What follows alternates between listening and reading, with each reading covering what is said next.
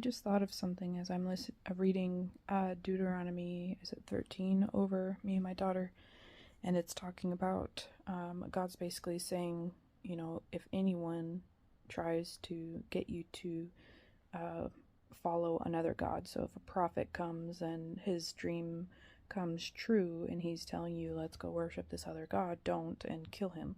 If even your friend or your mother or your daughter, or yeah, it said something like your friend who is your heart.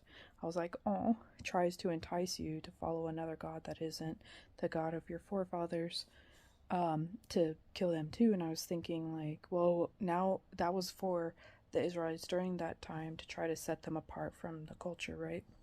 So I don't think God is really wanting us to kill anybody who believes. Maybe he is, but I don't know if he's wanting us to kill anybody who believes, because we're now under Jesus, where there has to be like this choice, right?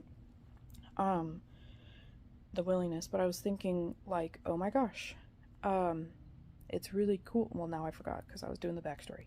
Something like,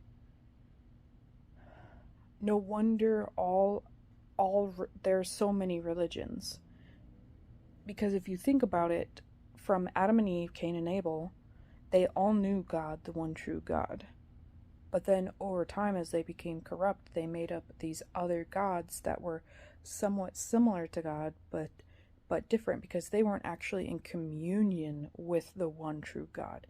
So generation after generation, it makes sense that these lower G gods would then be like created, because they're not the actual God. They're like what these man-made, generation after generation, not being in communion with the one true God, would then create. Does that make sense? Like, these are, it's kind of like what we do now in this day and age, where we fit uppercase G God to what we know of our own parents, or what we know of life, or even our own jaded perspectives, or our anger, or even like our, what the world calls manifestation. If you think it, then you can have it. We even try to make God, uppercase G, into like a genie, So it kind of makes sense that we have all of these different kinds of religions, and all claiming that theirs is the one true God, because they have fallen away from